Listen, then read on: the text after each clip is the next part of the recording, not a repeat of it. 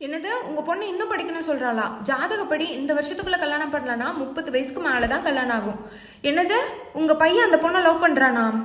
ஐயோ, அவங்க 2 பேர், இவனுக்கு செவ்வாய் இருக்கா அவளுக்கு செவ்வாய் இல்லையே, ஜாதகப்படி இவங்க 2 பேரும் கல்யாணமே பண்ணக்கூடாது.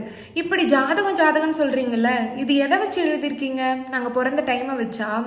நாங்க பிறந்த டைம்னா இன்னும் செகண்ட்ல நாங்க ஒன்றும் இப்படி வெளியில வந்துடலையே. நீங்க எழுதியிருக்க டைம்ல நாங்க ஒன்றும் இப்படி வெளியில வந்துடல.